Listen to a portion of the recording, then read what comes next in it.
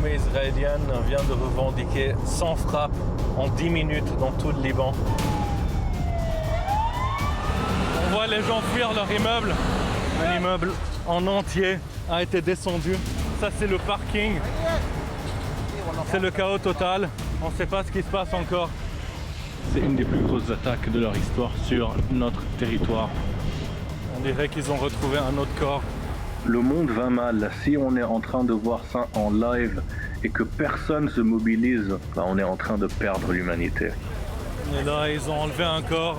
Je viens d'entendre une dame qui dit ses parents sont là dans l'immeuble. In diesem Video zeigen wir einen der blutigsten Tage in der jüngsten Geschichte des Libanon. Innerhalb von nur 10 Minuten hat die israelische Armee über 100 Mal das Land bombardiert mit 357 Toten, darunter 33 Kindern und über 1200 Verletzten. In den vorigen Videos von Fixer, einer Reportagereihe in Zusammenarbeit mit Arte und Reportern vor Ort überall auf der Welt, nahm Inyas Ivlev-York sie mit in die Schützengräben der Ukraine und Sabiti Jafar al-Katanti in den Konflikt in der Demokratischen Republik Kongo. Falls Sie das noch nicht gesehen haben, ich setze die Links in die Beschreibung. Für diese neue Folge gehen wir in den Libanon, vor allem in die Hauptstadt Beirut, wo die israelische Armee am 8. April 2026 mit Angriffen in der Hauptstadt Chaos gesät hat. Vor Ort konnte der libanesische Reporter Charbel Sherif die Folgen dieser Angriffe filmen. Die Aufnahmen zeigen den Alltag und die Hintergründe des Reporterberufs in Konfliktgebieten und auch, wie schwer die Arbeit ist, wenn der Krieg im eigenen Land stattfindet.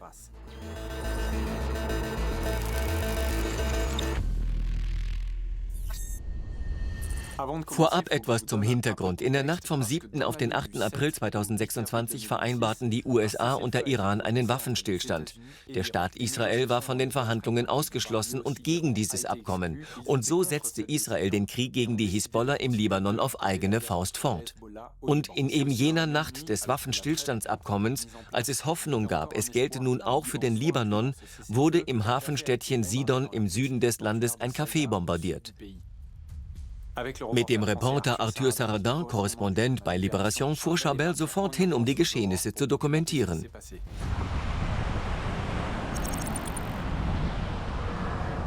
So this is the Corniche of Saida, where a lot of people gather for coffees, shisha, and just normal citizen life. And there is the cafe. I am currently at the site of the massacre that just happened this morning in Saida. The damage is massive. As you can see, an entire motorcycle gone. The car entirely gone. And you can see here the delivery bag of the young man, as well as his hoodie. The smell is absolutely horrible. You can smell the blood, wood, burnt material, gunpowder. Checking neighbors from the area. ارحمهم بس هذا عدو غاشم عمي وبدور وين نقاط الضعف عند الناس وبقتلها مغتصب لأرضنا ولشعبنا ولأراضينا ولأهلنا وهي عم بيعتدي على الممتلكات المدنية.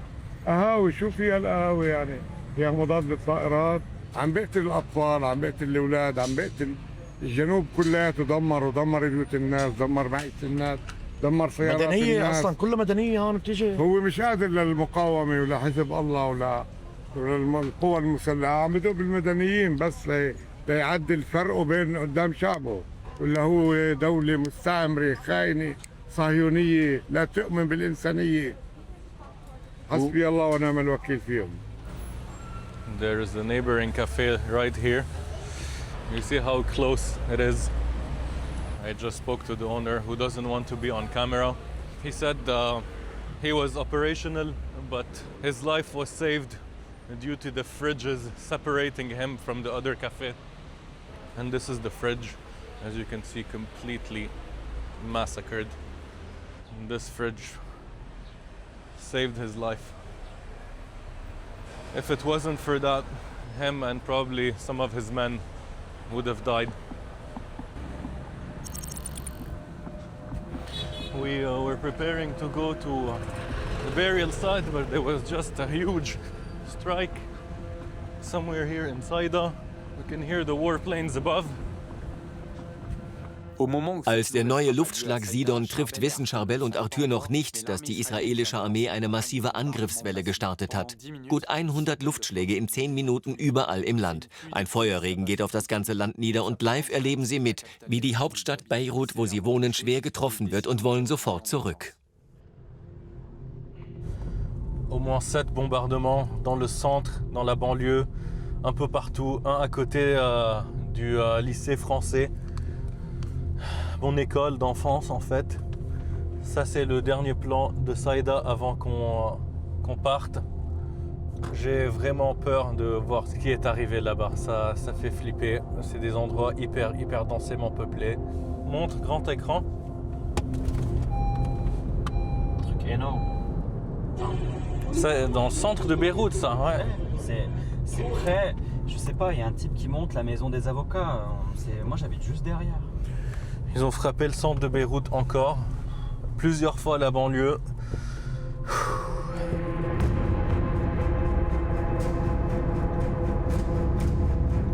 En quelques minutes, on reçoit des alertes. Une frappe, 2, 3, 10, 30, 50. Et j'arrive, je vois une fumée totalement noire, un feu énorme. Tu vas voir les images, c'est horrible.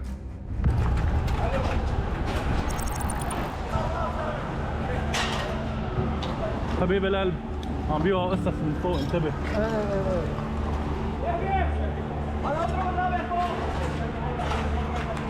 Il lui dit d'éteindre le 4e, toujours en feu. Du jamais vu, ils ont éclaté Beyrouth. Il y a toujours des débris qui tombent, faut faire attention. On porte un masque parce que la fumée, elle est étouffante et horrible. Ça c'est juste un côté de la frappe. On essaie d'accéder à l'autre. On voit les gens fuir leur immeuble. Un gros massacre.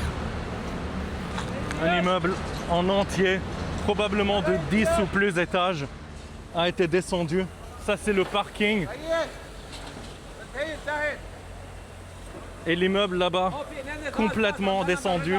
Et tous les immeubles alentours ont été massacrés. On dirait qu'il y a eu une autre frappe là-bas. Il dit qu'il y a un générateur ici, on le voit. C'est très dangereux. Ils vont essayer de l'éteindre avec de l'eau en plus. Mais on est dans une zone très dangereuse. Et là, on voit juste un morceau de l'attaque. D'un coin seulement. C'est le chaos total. Les pompiers qui font tout ce qu'ils peuvent.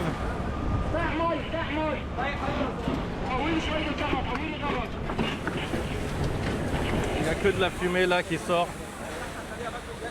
Comme vous pouvez voir, les pompiers sont toujours en train de bosser. C'est grâce à ces hommes que probablement le nombre de blessés va diminuer. Quand on arrive sur le terrain, ça prend du temps parce que d'abord, il faut que les pompiers, la défense civile prennent en charge cette situation et sauvent les gens avant que nous, on puisse rentrer et filmer, tu vois. Et nous, on les aide et on respecte ça au max. Donc quand on arrive sur le terrain, les blessés les plus graves, ils sont déjà évacués dans les ambulances et on essaye de les sauver dans les hôpitaux. On ne sait pas combien de morts pour l'instant. Ils sont en train toujours d'enlever des corps là. Et les mecs de la défense civile qui disaient que c'est un endroit pas safe et ils peuvent refrapper maintenant.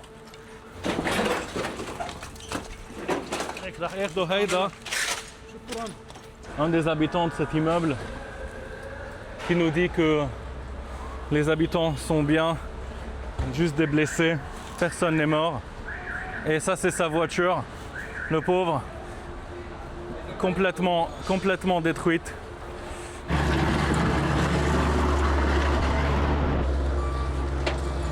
vient de nous dire que c'est 3 frappes, une là en haut, une dans le parking et une à l'intérieur. 3 frappes dans le même kilomètre carré, même pas. Vous pouvez voir les dégâts qui sont hallucinants. Donc là, on a décidé de quitter nos collègues de ce quartier, aller voir Caracas, un quartier pas très loin d'ici.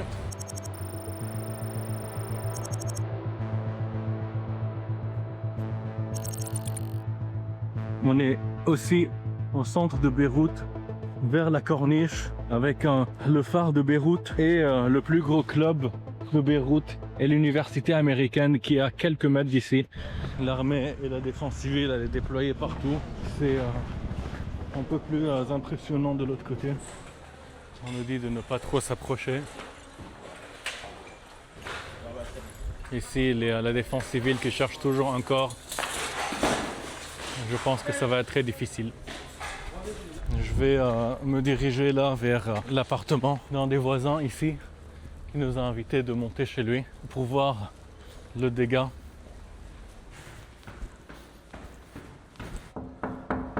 اهلا يا هلا استاذ علي ايه معك كيفك؟ حبيبي قلبي الحمد لله على الله السلامة. يسلمك رح فرجيك هونيك بالاول يلا قدام.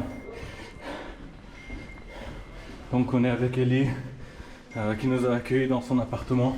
On pourra voir le dégât de ce côté. Ah ouais, quand même.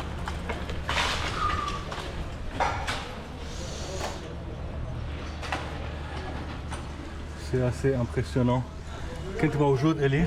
انا ما كنت بالبيت كانت مدامتي وابني كانوا قاعدين هونيك بوقت السفره الحمد لله على السلامة. طلع هيدا فكروا بقلب البيت يعني تخيل لحظة. أكيد أنت هون عندك. ايه ماشي دغري ماشي الديستانس même pas 20 mètres. ايه Même pas. Les vitres chez Ellie brisées. Ellie qui nous dit de passer chez son voisin là qui est déplacé de Nabatieh. Il a fui de Nabatieh pour venir ici et on le bombarde aussi, le pauvre. Ok, là on est encore plus proche. C'est assez impressionnant combien ils étaient proches. 5 morts ici, un blessé grave. Un homme qu'on a trouvé sans son bras. On a dû enlever son bras des décombres. Et une personne qui est toujours pas retrouvée. C'est ce que les hommes et les femmes de la défense civile ici cherchent. C'est horrible. Mais probablement il est sous ce mur qui est tombé. شو اسمك؟ يوسف يوسف الحمد لله على السلامة. شو هيدا؟ قولك. هي ما بعرف بس ايش وظيفة Ça, c'est des éclats, des morceaux du missile qui a atterri juste de l'autre côté de cette vitre. Je suis content que ce n'est pas arrivé sur un des habitants de cet appartement. Et ça, c'est un des chats qui a survécu. Comment? Kuka? Ouais. Tellement mignon. Elle a peur. Bien sûr qu'elle a peur. Elle vient de vivre ça, en fait. On a tous peur. Cette famille est toujours là. Elle a le sourire avec le chat Kuka. Et j'espère qu'ils vont rester aussi forts et résilients. J'espère continuer mon université, mon année d'université. J'ai encore 1 an. Et on espère que mes frères et les parents repartent à genoux pour continuer leur vie normalement. On espère. Je l'espère pour vous aussi. Vous êtes des champions. Vous êtes très forts. Merci pour votre accueil. Bye Kuka. J'ai pas de mots comment cette famille a échappé. Ils sont même pas à 10 mètres du missile. C'est hallucinant. Et leur mood, comment ils sont, je suis impressionné de la résilience de tous mes frères et sœurs de ce pays. Ils ont déjà été déplacés de Nabatieh. Et là, ils sont à Beyrouth. Ils vont rebouger chez des proches à eux. Donc, ouais. Tout le monde était mobilisé, la défense civile, les pompiers, l'armée, les keufs, et ça bossait dur. combien tu dois enlever de décombres pour enlever les morts ou les survivants même. Ça, c'est un travail énorme. Je les salue de tout mon cœur. Vraiment, j'ai pas de mots. Ils sont toujours là en train de bosser. Les civils, bien sûr, ils s'aident entre eux. J'ai vu des voisins soulever des mecs blessés et les prendre vers les ambulances. Les vieux dans les quartiers, ils ont été pris par les plus jeunes du quartier et aussi pris à l'hôpital parce qu'à un moment, t'as plus de voitures, t'as plus d'ambulances pour prendre tous ces blessés, tous ces morts. Les hôpitaux ont demandé de l'aide pour du sang, tu vois, parce que il y en a pas assez. Mais le travail de ces sauveteurs, de ces pompiers, c'est un des trucs les plus nobles du monde en ce moment, et je les salue vraiment. J'ai pas de mots.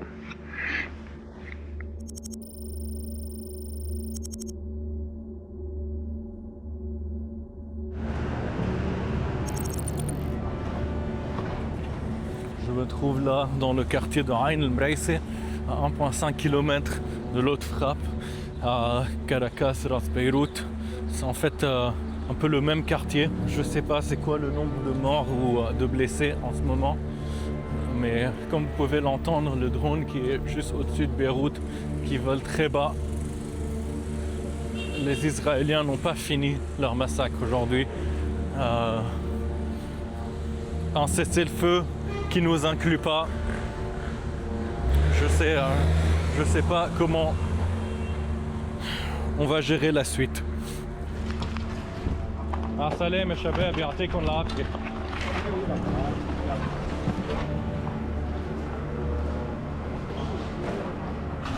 معنا حتى اليمامي ما سلمي والله حتى اليمامي.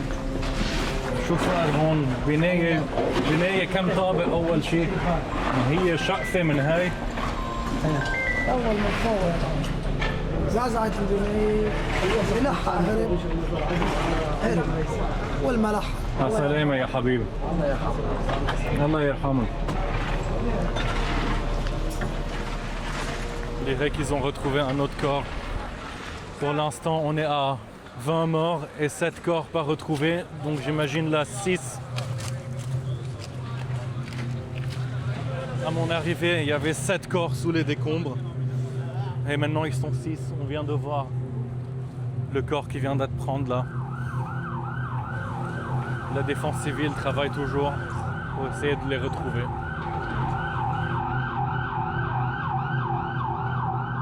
L'armée nous a demandé d'évacuer la zone un peu parce que il y aura du travail un peu difficile avec des décombres qui peuvent nous tomber sur la tête. Je commence à perdre les mots de cette journée assez sanglante et dégueulasse.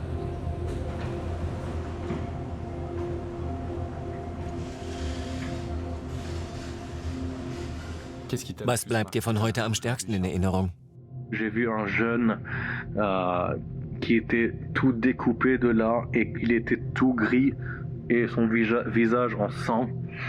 Le dernier que j'ai vu, c'était un vieux, au moins 70 ans, un trou dans la joue, le pauvre. Il l'avait enlevé du 9e étage. Le 10e est tombé sur lui, ils l'ont enlevé du 9e qui était à moitié suspendu, tu vois. Les pompiers l'ont sorti, l'ont descendu et l'ont pris directement dans l'ambulance. Au moins il a survécu. Un des immeubles, ils ont enlevé un homme qui avait perdu son bras. Ils l'ont enlevé et le bras, bien sûr, tu peux pas t'imaginer le sang. Ils ont retrouvé son bras après et ils lui ont redonné pour le prendre à l'hôpital pour essayer de le réattacher. Je sais même pas si c'est possible.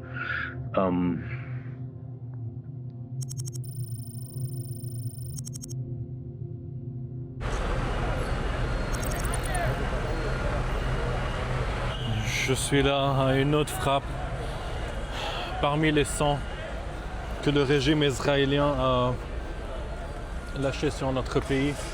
Ici, c'est un endroit résidentiel aussi, que des civils.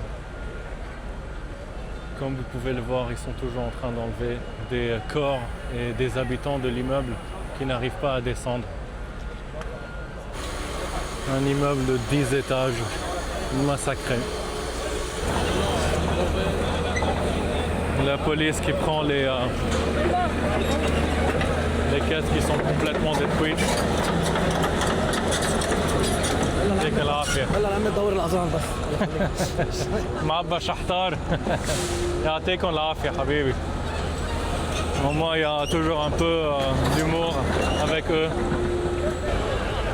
Une amie à moi qui habite à 2 immeubles à côté, elle est bien. Elle a dit que les blessés qui viennent sortir, elle les connaît personnellement, c'est ses voisins. Pour l'instant, la défense civile dit qu'il y a au moins 250 morts. Le ministère de la Santé dit 150. Ils ne sont pas encore alignés, mais ça arrive. C'est tellement le chaos et la défense civile est partout. Je viens d'entendre une dame qui dit que ses parents sont là dans l'immeuble. Ils n'arrivent pas à la trouver. Apparemment, il y a un survivant.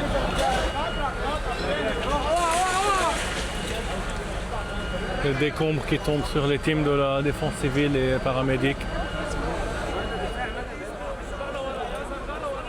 Il est toujours vivant. On ne sait toujours pas combien de corps sous les décombres, combien de survivants. Le nombre fait que monter exponentiellement. J'ai jamais vu une journée aussi sanglante de toute ma vie. Je pense que je vais plier cette journée. Je suis au bout. Et je peux même pas imaginer les familles des morts et des blessés. J'ai couvert 4 frappes dans le centre seulement. 4 dans le centre de Beyrouth et les autres un peu plus loin. J'ai même pas pu accéder. J'ai même pas eu le temps. J'étais éclaté à la fin de cette journée. C'est bon. C'est le max de voir des corps en train d'être transportés. Et voilà. Il y a de la haine. C'est horrible qu'ils te fassent ressentir un truc comme ça. Tu t'imagines, moi qui n'a pas encore perdu, j'espère pas, quelqu'un dans ma famille ou de mes amis proches. J'ai perdu des amis que je connais loin et des collègues depuis le début de la guerre en 2023, je vais dire jusqu'à maintenant. Mais tu t'imagines ce que les jeunes qui vont grandir sans leurs parents ou sans leurs enfants ou leurs frères et sœurs, qu'est-ce qu'ils vont ressentir? Qu'est-ce qu'ils vont penser de ce régime? Après, ils disent, ben oui, c'est eux, ils veulent notre mort et ils scandent notre mort. Mais qu'est-ce que tu es en train de faire dans une guerre comme ça? Et aujourd'hui, il est fier de dire qu'on a fait une attaque coordonnée de 50 avions sans frappe en 10 minutes. Mais vous vous rendez compte de cette folie? Donc, les gens qui disent ouais c'est une guerre contre le Hezbollah, même si c'est une guerre contre le Hezbollah, tu fais pas un massacre comme ça sur des civils et t'appelles toujours ça une guerre contre le Hezbollah. Ça c'est une guerre contre l'humanité, contre les Libanais, et il y a une haine qui est inexplicable. Nous ici sur le terrain, on peut juste regarder et voir nos amis, nos familles mourir devant nous et personne ne leur ramène de la justice. Ils vont se dire non mais ils ne doivent pas être dans des endroits avec le Hezbollah ou des activités terroristes. Mais il faut arrêter. Aujourd'hui c'est l'exemple parfait de ce que est ce régime. Dans un communiqué, le haut-commissaire aux droits de l'homme des Nations Unies a déclaré, je le cite, que l'ampleur des massacres et des destructions est tout simplement effroyable. Un tel carnage, quelques heures seulement après la conclusion d'un cessez-le-feu avec l'Iran, dépasse l'entendement. Auch Mariana Elou, Chefärztin der Notaufnahme des Risk-Hospitals, sagt in der Zeitung Le Monde, es ist das erste Mal, dass nach den Bombenangriffen in diesem Krieg und dem im Herbst 2024 bei uns so viele Kinder eingeliefert wurden. Die Bomben trafen die Wohnviertel und damit die Familien, die darin lebten. Als Rechtfertigung für diese entfesselte Gewalt gab die israelische Armee vor, sie habe etwa 100 Kommandoposten der Hisbollah beschossen und dafür bislang keinen einzigen Beweis geliefert. Dies ist das Ende dieser Folge. Ich hoffe, dass die Berichte und die Arbeit von Charbel Cherif vor Ort Sie berührt haben. Die nächste Reportage zeigt Mohamed Houreini und seine Recherchen zum unaufhaltsamen Siedlungsbau in den besetzten Palästinensergebieten. Demnächst auf diesem neuen YouTube-Kanal von Arte. Abonnieren Sie uns doch, denn ohne Sie und ohne Arte gäbe es dieses Format nicht. Danke für Ihre Unterstützung und bis bald.